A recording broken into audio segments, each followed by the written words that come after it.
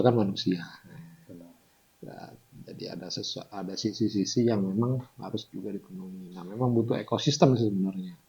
Ekosistem sekolah yang mendukung untuk menjadi gurunya kreatif terus. Assalamualaikum warahmatullahi wabarakatuh. Sahabat Bincang Asah, jumpa lagi dengan kami di sini. Mas Agus, hari ini ngobrolin apa kita? Bincangin apa? Masalah sekolahan. Oh, gimana tuh, Mas? Kenapa memang sekolah? Apa yang berkesan dari sani waktu sekolah itu? Berkesan banyak banget sih. Ya, yang paling berkesan lah gitu. Ya, yang paling berkesan itu ya saat bel sekolah bunyi. Wah. Waduh, ini jadi ingat itu San. Perkataan dari seorang pelawak, tapi saya lupa gitu ya. Siapa pelawaknya, kemudian kapan disampaikannya. Tapi intinya gini, dia bercerita gitu tentang sekolahan itu. Ketika bel berbunyi, siswanya itu langsung bersorak gembira gitu loh. Hore, pulang gitu kan. Betul. Nah itu waktu sekolah ya begitu. Nah, Kapan ini baliknya? Kapan baliknya? Gitu. nah inilah yang dinanti-nanti justru pulang. Apalagi kalau jam terakhir nggak ada gurunya, wah senang banget. Itulah. Iya. Terus gimana Mas? Ya ini menunjukkan bahwa bagi anak-anak, bagi siswa, itu sekolah itu semacam mengungkung dia. Nanti semacam jadi penjara bagi dia gitu. Sehingga dia kepengen selekatnya terbebas. Ketika ada lonceng berbunyi, kebebasan bagi dia gitu kan. Berarti saya dulu mengalami itu dong. Sama dengan kita. Iya. Terus seharusnya sekolah gimana Mas? Ya sebenarnya sekolah itu bagaimana supaya bisa memotivasi anak-anak didik itu sebenarnya. Tidak memberikan pembatasan dalam pengertian tidak mampu membangun kreativitas gitu. Nah, cuma masalahnya di sini saya ngambil satu contoh aja lah gitu. Ini persoalan peran guru yang paling utama itu San. Iya. Ya sih. Apalagi kalau gurunya killer. Itu yang kita gitu kan. Kalau bisa kita berdoa guru itu nggak masuk sakit gitu kan. Iya. Betul. Astagfirullahaladzim. Semoga doa itu jangan kita ulang lagi. Gitu, jangan ulang lagi. Ya benar. Karena kan ya benar sekolah selama sekolah dari SD, SMP, SMA yang berkesan itu kan bukan waktu belajarnya sebenarnya. Ya waktu main ketemu teman-temannya. Gitu setelah istirahat senang main sama teman-teman gitu kan. Jajannya itu yang paling berkesan kan itu. Bukan di dalam kelasnya malah. Iya. Gitu. Nah itu gimana tuh Mas? Karena kan ya sekolah menjadi salah satu tempat yang diharapkan mendidik anak-anak menjadi penerus bangsa kan gitu. Benar. Nah, tadi kan guru. Nah seharusnya guru itu seperti apa Mas? Guru itu ya sebenarnya mungkin saya perlu ya ada pengalaman terhadap yang pernah saya alami dia terhadap guru yang pernah mendidik saya gitu. Waktu itu SMP itu kan. Ada guru bahasa Indonesia. Itu benar-benar sampai sekarang itu ingat. Mungkin akhirnya menjadikan saya jadi teliti yang terkait dengan persoalan pengucapan atau kemudian berbahasa gitu. Dia mencontohkan gini, dalam pengucapan huruf C gitu. Bukan C, tapi C. Dia mencontohkan dulu ada iklan roti ABC, tapi dalam iklan itu diucapkan roti ABC. Itu salah. Sampai sekarang itu ingat. Kayaknya roti ABC udah nggak ada sekarang. Karena bahasanya jelek mungkin. Atau emang udah kelihatan umurnya itu tahun berapa? Iya, iya, iya. Oke, itu berkesan banget, Pak ya? Sangat berkesan.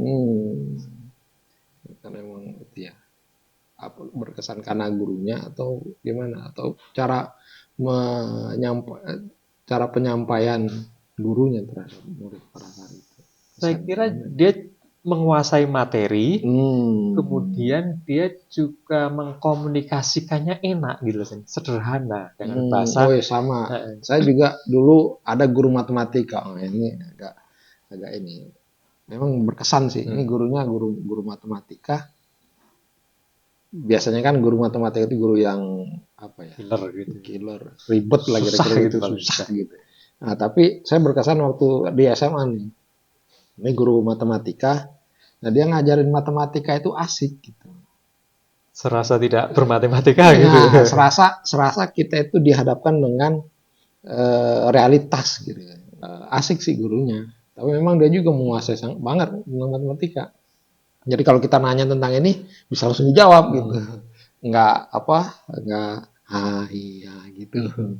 Nah, ini menariknya dan dia juga membawakan matematika itu sambil santai, bercanda, kita bisa ketawa dengan matematika, kira-kira begitu. Saya juga jadi ingat itu guru saya dulu, Hmm, hmm, yang namanya SMP juga. hmm. Dulu ada namanya pelajaran PSPB, Nah, Pendidikan Sejarah Perjuangan Bangsa. oh, anak Itu sekarang nggak tahu tuh sejarah. PSBB itu apaan. Iya, waktu itu eh, tugasnya adalah membuat makalah. Hmm. Sebenarnya belum belum belum naskah eh, belum naskah drama, tapi Hmm. makalah tapi dispontankan, didramakan gitu. Oh gitu. Waktu itu ah, saya coba membuat makalah tentang apa Perjuangan. pidato Pak Karno di lapangan Ikada. Kalau sekarang itu Oh, Monas. Monas. Ya, Dulu kan ya, ya, Ikada ya. gitu kan. Nah, waktu itu kita mempraktekkan gitu kan. Hmm. Benar-benar adanya apa waktu Pak Karno berpidato, kemudian ada yang eh, tertembak gitu kan. Terus Hmm. diseret, benar-benar kita berperan gitu saat Berperan. itu. Oh, Nah, bermain peran sampai ya. sampai sekarang itu sangat Waktu kuat itu sekali jadi ingatan. peran apa, Mas? Pak Karnonya? Bukan. Saya yang pidato. Oh, ya benar tuh. Oh, mantap. Terus ada teman yang menyeret yang Oh, asik sekali. Disitulah akhirnya dengan pelajaran di situ kita hmm. terdorong untuk banyak membaca waktu itu Hmm, betul, sejarah. betul, Ternyata betul. asik Betul. caranya Jadi bukan gitu. hanya diceritakan gitu, tapi dipraktekkan gitu ya, Dipraktekkan. Jadi dipermainin sangat lagi. mengasihkan gitu. Hampir mirip dengan sosiodrama gitu Ah, sebenarnya. betul, betul, betul.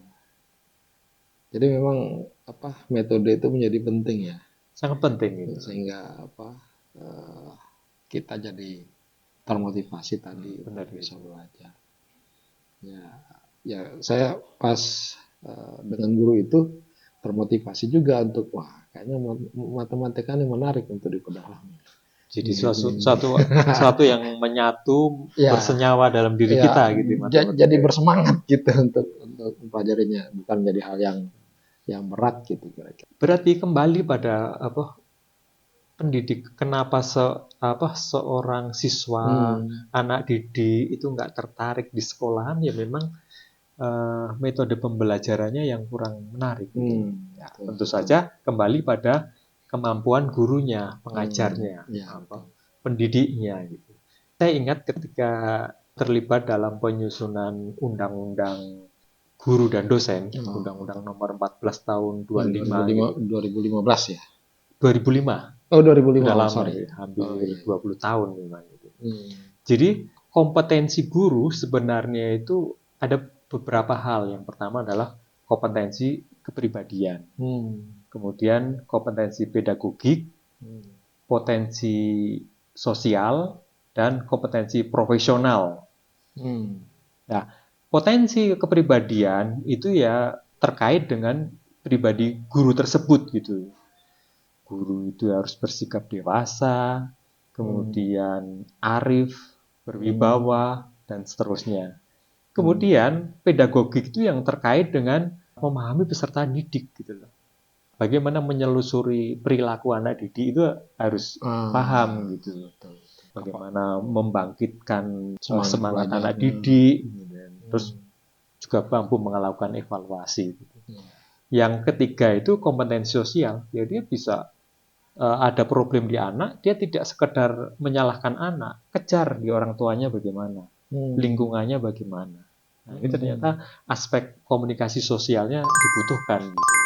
Kemudian yang keempat itu kompetensi profesional, gitu ya. Ya penguasaan terhadap materi. Ya. Ya, Kalau betul. kita secanggih apapun komunikasi kita, kalau materi nggak dikuasai, ya, jadinya kan kosong garing gitu kan, ya, kalau bahasa ini jadi kering gitu kan. Ya. Itu sih saya kira empat kompetensi itu menjadi prasyarat yang nggak bisa ditinggalkan gitu seorang guru. Jadi memang sekolah itu seharusnya menyenangkan. Ada yang ya kalau tadi kan memang kuncinya di guru ya. Tapi saya pikir juga butuh juga. Kadang guru juga nggak sepenuhnya bisa meningkatkan kualitas diri. Ada persoalan-persoalan yang di luar dirinya juga kadang. Itu terutama di ekosistem.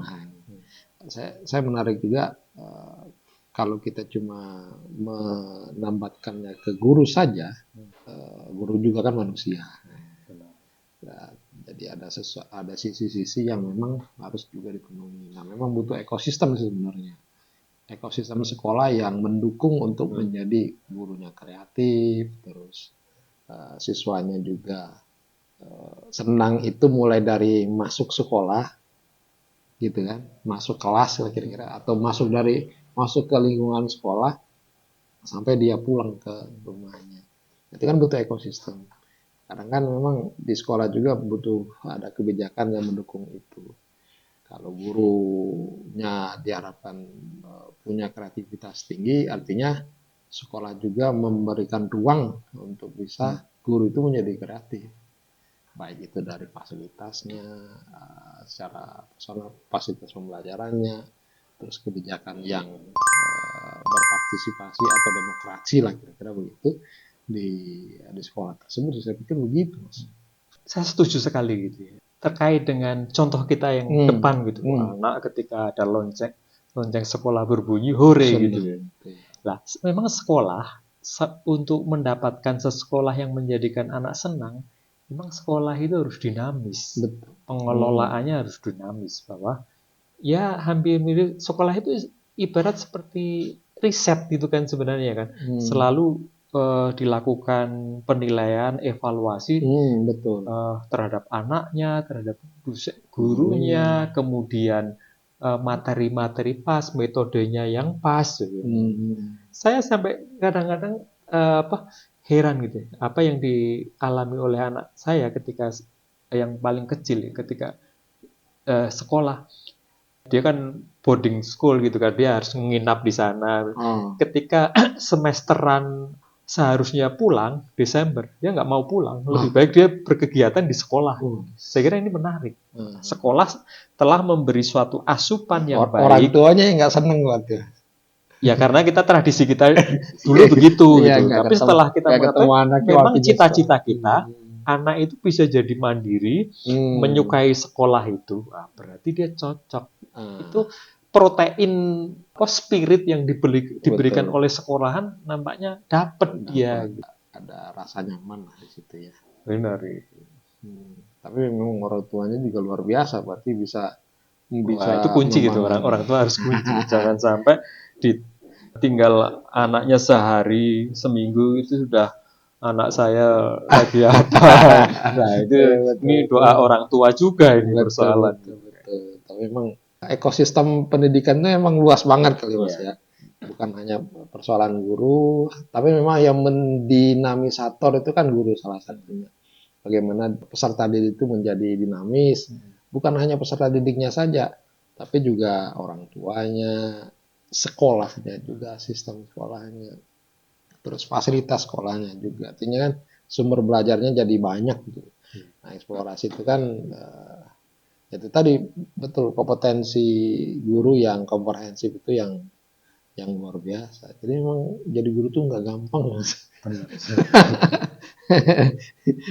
Iya betul, luar biasa. Karena memang semua aspek harus dikuasai kan ya, bukan hanya pada waktu di kelas saja. Gitu kan. Jangan-jangan lupa, memang kewajiban sekolahan, institusi pendidikan, kalau memang sekolahnya kemarin, guru itu setelah mengajar dia diberi asupan pengetahuan, pengalaman, semuanya dia di upgrade di apa untuk belajar bagaimana teknik mengajar, di upgrade memahami psikologi anak, Betul. bagaimana berkomunikasi dengan orang tua, lingkungan sekitar. lingkungan, gitu. Saya kira itu. Jadi memang tetap saya menganggap bahwa sekolah itu harus semi riset juga, harus dia selalu mengevaluasi, kemudian melakukan penambahan, pengurangan. Itu yang harus dilakukan. Karena kan memang manusia juga dinamis ya. Iya, bukan kuncinya barang dinamis sih. itu, Betul. Makanya harus menjaga relevansi. Betul. Karena kelas 1 tahun ini dengan kelas 1 tahun depan beda. Beda banget kan gitu. Atau geser hari juga berbeda kan, mood manusia juga beda. Betul. Tapi memang luar biasa. Pada saat sekolah itu dengan ekosistem yang baik, maka sekolah jadi sangat nyaman, bagaikan surga kan gitu. Tapi kalau sebaliknya, kalau sekolahnya tidak menghadirkan ekosistem pendidikan yang baik, bisa jadi neraka tuh sekolah gitu ya. Jadi ingat ini, kayaknya ada buku kayaknya yang ngomongin tentang sekolah itu surga. Yang lebih terkenal sih kalau di Jogja ada namanya, yang nulis buku Sekolah itu Candu. Tapi kayaknya ada antitesisnya juga, ada sekolah itu surga.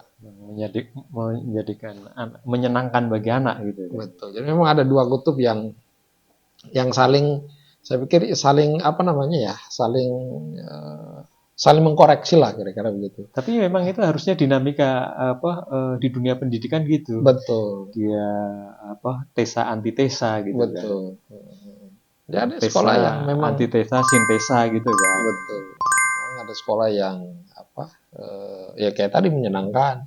Ada yang menganggap anak sekolah itu tidak menyenangkan dan lain-lain. Tapi memang itu memang sangat tergantung dari ekosistem yang dibangun sebenarnya. Gitu. Oke, Mas. Mungkin ini bisa jadi catatan juga buat sobat Bincang Asa. Sekolah itu kita yang menentukan sebenarnya. Bagaimana kita membangun ekosistem, bagaimana kita bisa menghadirkan, kita sebagai orang tua, bagian dari ekosistem punya peran yang cukup penting, tidak hanya sekedar menitipkan anak di sekolah, tapi juga kita harus membangun ekosistem yang baik di sekolah. Terima kasih Mas Agus. Sama-sama. Bincangnya. Terima kasih. Sebentar, tapi mudah-mudahan ini memberikan inspirasi dan motivasi buat kita juga untuk selalu lebih baik. Terima kasih semuanya. Salam Bincang Asa. Ngopi Mas. Bismillah.